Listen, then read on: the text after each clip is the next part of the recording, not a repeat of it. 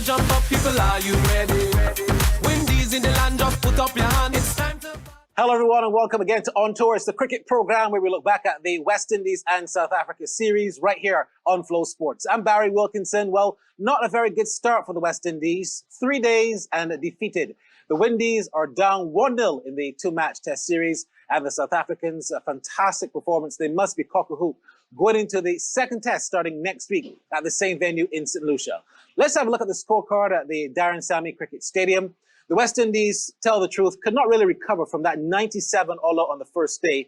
And then in the second innings, even though they fared a little better, it was still a very woeful batting performance. They were dismissed for 162, a fighting effort there from Roston Chase. He, in the end, made 62, and the other West Indies batsmen just did not give anything much at all. In fact, the top scorer after that 62 was just some 13 runs. And a very disappointing performance. A good one, though, for Kagiso Rabada. Another 5-wicket haul for this gem of a cricketer. And the South Africans winning quite handsomely as they go into the second test. We're going to go straight to our panel to discuss where the Windies went wrong. First of all, let's welcome Sir Clive Lloyd, the former Guyana and West Indies test captain. Sir Clive, I asked it. Tell me, where did the Windies go wrong? Well, I would think that we didn't prepare as we should have, because we were there, nearly 6 weeks at the same ground, playing on the same sort of surfaces, and we should really know exactly how the surface will perform. So it's obvious that we didn't do our homework. We underestimated the South Africans, and the point is, I think I said that earlier, probably a day or so ago, where they didn't do very well against Pakistan. They'd lost 4 test matches. They came there 5 days before, and what we should have done, because they had quite a few new players who had never played test cricket, is they should have batted first on that surface. And I presume it might have had a different result. Not only that, we play 4 fast bowlers in all the other test matches we've played, but we come against a side, and their strength is their fast bowling, and we don't match them, and we are found wanting early in the game. So the point is, we need to do more homework, and we need to understand the opposition, and I presume that's what you normally do when you're playing any game. Much less a test match. I go to the international commentator, Johnny Barron. Where does this rank for South Africa? Because the Windies can't seem to win a test against them. And they only won about 2 tests in about 25 or 26 appearances. Where does this rank now for South Africa, and how confident would they feel going into the second test at the same venue in a couple of days' time? Yeah, I think, Barry, South Africa are somewhat of a sleeping giant. If you look at the recent history, if you go back to the years of 2016 to 2018, that's relatively recent memory here. South Africa won 8 out of 9 series. They beat Australia home and away. They beat New Zealand home and away. They beat India at home as well in those 8 wins. The only defeat actually in that period was against England in 2017. They are a good side not that long ago. Yes, they've had a lot of sort of high-profile people like Morne Morkel, of course, who stepped away, and A.B. de Villiers, and now Faf du Plessis, a number of bowlers sort of playing Kolpak and county cricket over in the UK, but that will change, of course, because the Kolpak agreement is out the window with the Brexit stuff over in the UK. South Africa are a sleeping giant. They were number 1 in 2012. They were right at the top of the rankings 3 years ago. They're 7th at the moment. You expect they're going to come back. And with Nortje, who's one of the quickest about, I think second only in speed to Mitchell Starc on a regular basis, he's an outstanding cricketer. They've got an outstanding attack, especially led by Rabada as well. I just feel that they're going to climb the rankings from this point onwards, and this will be an enormous win for them. Do you agree with that, Tino Best? Yeah, for sure. The West Indies, they started miserably, being bundled up for 97. Can't start a test match being bowled out in a session and a half, Barry. So they were always behind the 8 ball. The way that South Africa has played was very, very dominant. They have a lot of fast bowlers, and their fast bowlers came to the fore. And the thing about West Indies is that, going back to what Sir Clyde said, you have to play 4 fast bowlers on that surface. Why was Azari Joseph not playing? I mean, Shannon Gabriel goes down. You got to play all your fast bowlers. He is the quickest of our bowlers after Shannon. You can't let him sit down. So that was a no-brainer. Do you think he's quicker than Jaden Seals? By far, Barry. What cricket have you been watching? Jaden Seals I don't know. You tell fast. me. Right, Jaden Seals is medium fast. Azari Joseph is fast medium.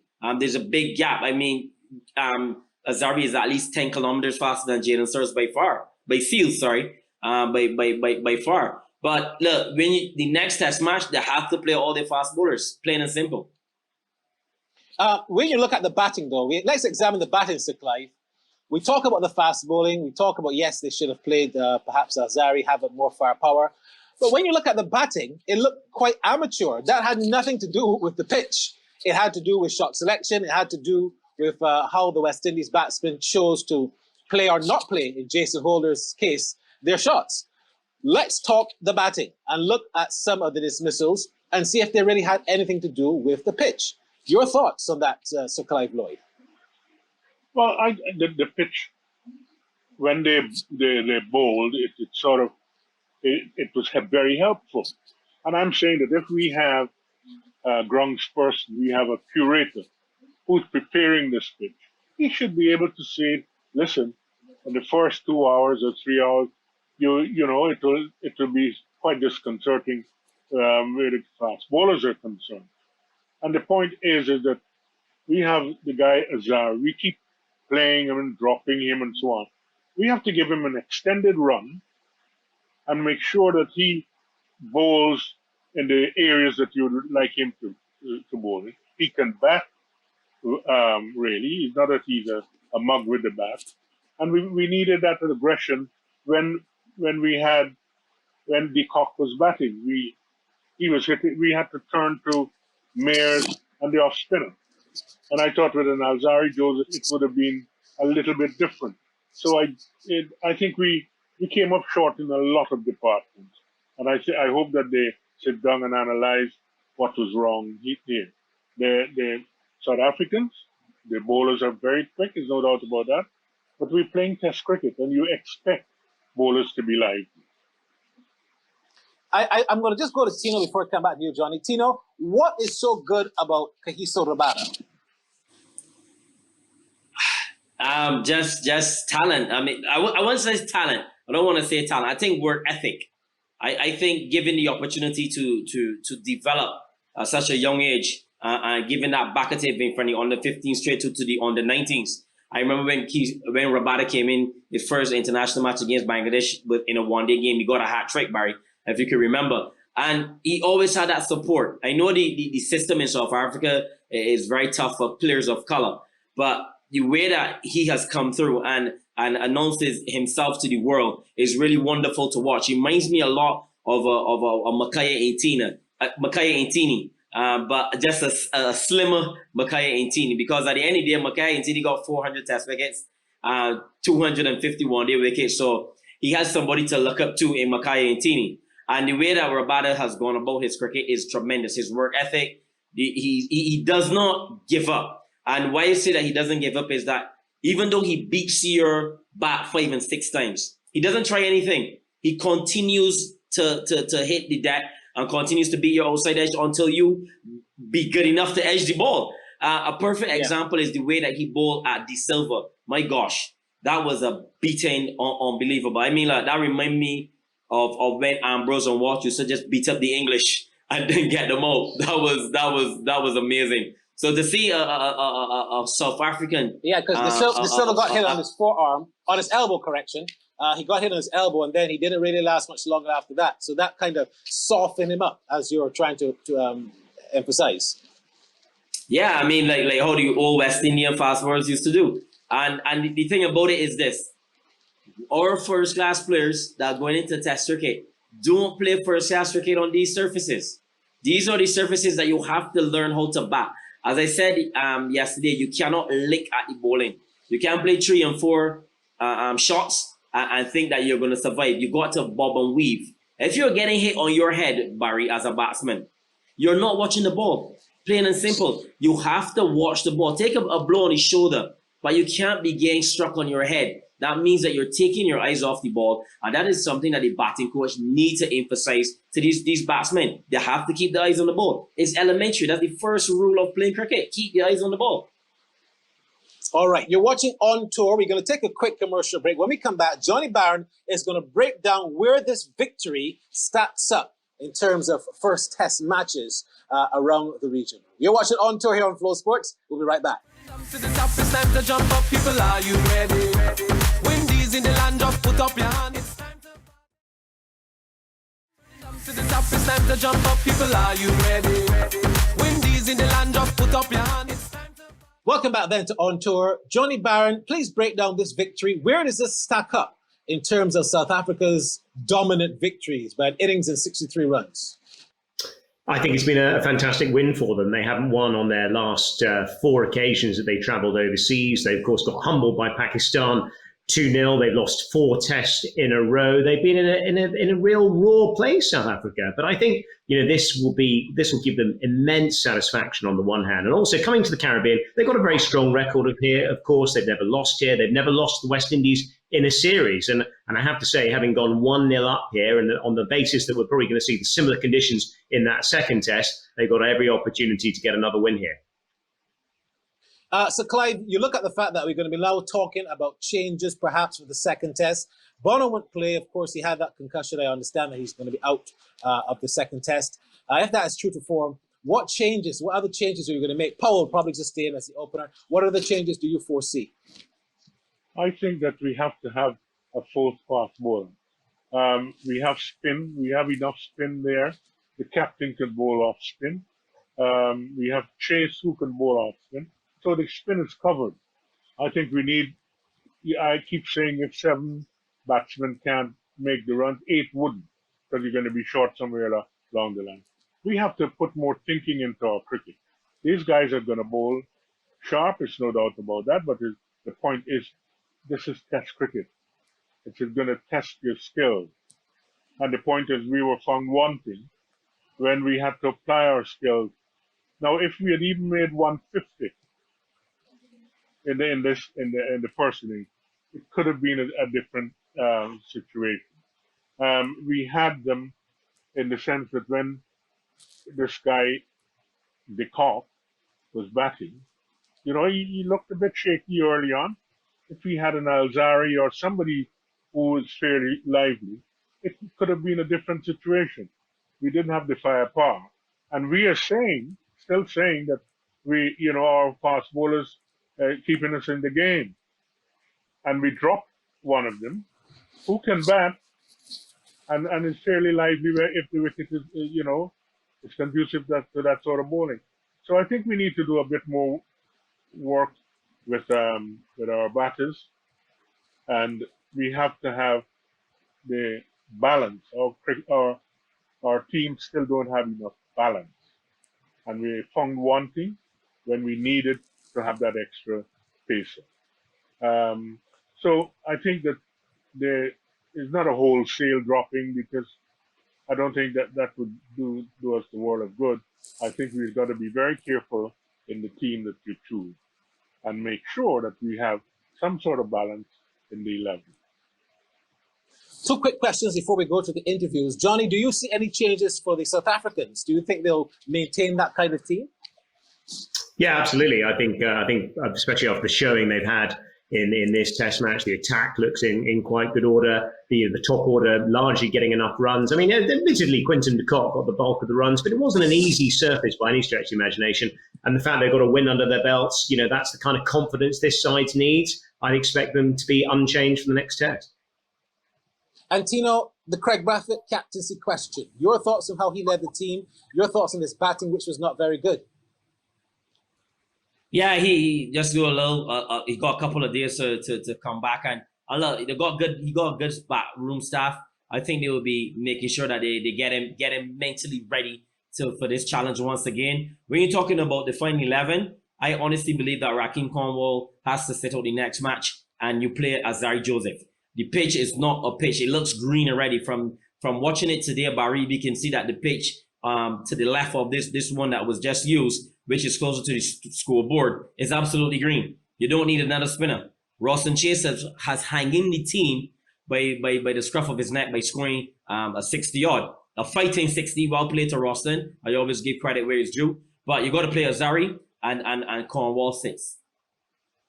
All right, thank you. When we come back here on Tour, we're going to hear from the man of the match and the two captains right here on FlowSports. To the top, it's time to jump up. People, are you ready? Windies in the land, just put up your hand. It's time to jump to the top, it's time to jump up. People, are you ready? Windies in the land, just put up your hand. It's time. Welcome back then to On Tour. Time to hear from the winning captain as well as Craig Braffett, and also, no surprise, Quinton de Kock, the man of the match.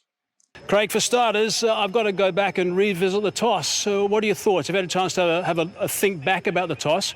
Would you have done the same, given the same situation at the start? Yeah, I think so. Obviously, saw today it has some invariable bumps. So I always thought the pitch was a little dry. And I mean, obviously we didn't bat well in the first inning. So, you know, we were always under pressure from the start. So what would you say was the difference between the two teams? Well, I thought South Africa batted well. Obviously, they started day one, and you know, day two it still had in a little bit of moisture, but I thought they batted well. But I mean, as I said, our first innings, you know, we didn't get a big enough total, so you know, obviously we were always, you know, on the back foot. And how imposing was it after electing to bat first? How imposing was it to face that the potent South African attack on conditions that were? I mean, you knew it was going to see him, didn't you? Well, yeah, I mean, obviously they're quality bowlers, and I mean, even, you know, batting second, I still thought they will be quality, but you know, we didn't, you know, bat as good as we could. So, you know, I think obviously, you know, second test we just got to bat better. You know, it's simple as that. So let's talk about the positives. What are those going forward to the next test, which is not too far away? I mean, I thought as a bowling group, you know, we bowled well. You know, all the bowlers, obviously Jaden Seals, his first game, I think he was magnificent. And all the bowlers really put in a good effort. I mean, even from Roston Chase and Raheem Cornwall, you know, the spinners, you know, they still did a good job. And, you know, batting-wise today, you know, Roston Chase, he showed fight. And, you know, we could take that as batsmen, you know, going forward into the second test. But generally, you know, the first innings, you know, hampered us a lot. So, you know, we got to work out, you know, for the second test. Pretty exciting for the 19-year-old. Yeah, I mean, he's a special talent. You know, he has a natural length. So, you know, his future will be, you know, very bright for sure. Okay, so there's not too much time between now and the next test. That's going to be getting underway very soon on the 18th. In particular, what are you going to be working on?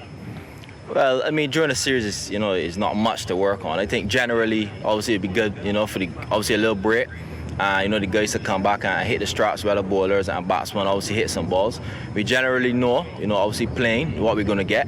So it's good, you know, we can replicate it, you know, in the nets a bit. But, you know, for me, it's just maintenance and, you know, getting your money in the right place because, you know, Test cricket is all mental. So I think it's a bit more mental than technical, to be honest. From looking at your perspective as a captain for the first time, you got to be impressed. Very much so, Hayes. Collective effort by the side. But, I mean, this has been a 3-week process leading to this first test, or a 2-week process leading up to this week. So, I mean, I would like to think it didn't come by luck. There's been a lot of planning and processes going forward.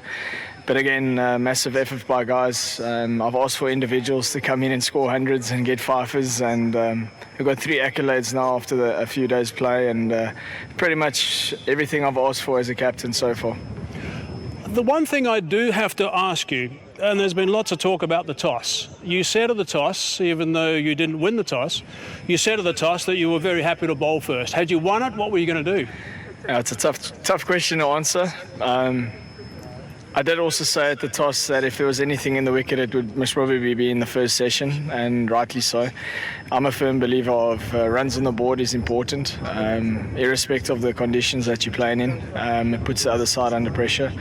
But saying that, we bowled brilliantly. Our bowlers really rose to the occasion, and they were brilliant. It was great to see our batting unit pass 300, which is obviously another key milestone for us as a unit. We've been struggling of late, so it was great to see guys like Quinny and Aiden, guys like Rassie, even though they didn't maybe get a lot of runs, but they really put their stamp of authority on their bowling attack. Dean Elgar, winning captain, of course, and very happy to be the winning captain.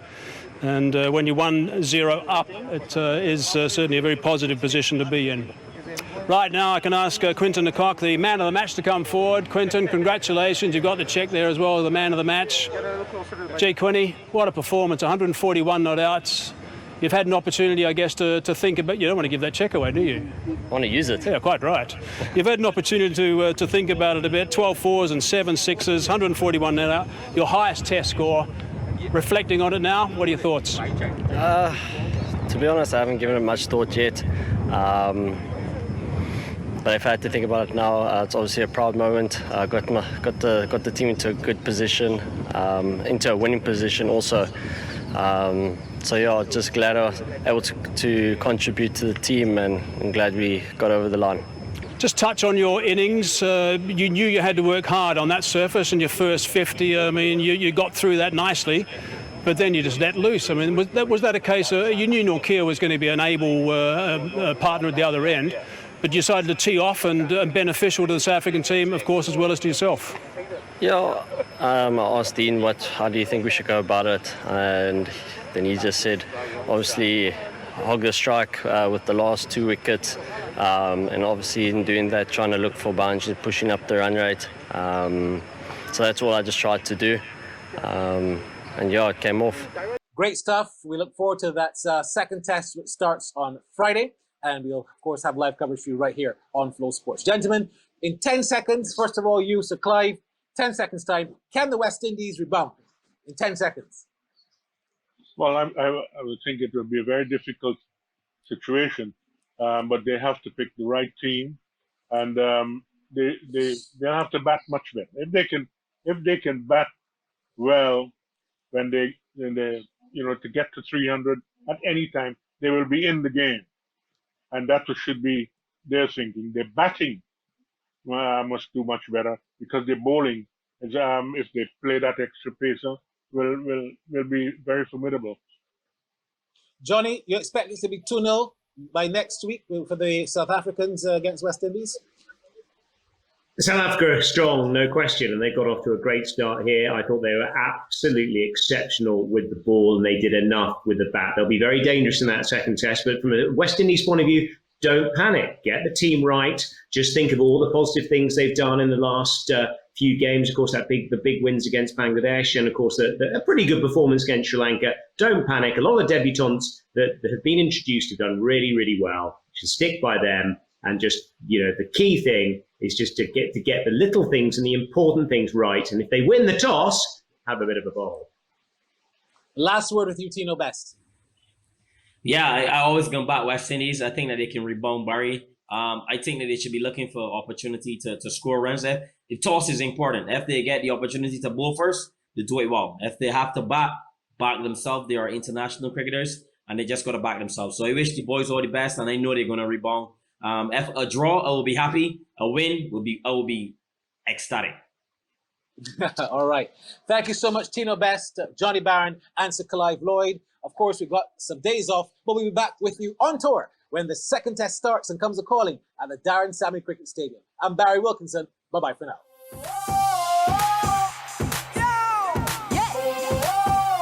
West Indies. We are the West Indies. That's right. We are the West Indies. Turn it up to the top. It's time to jump up. People, are you ready?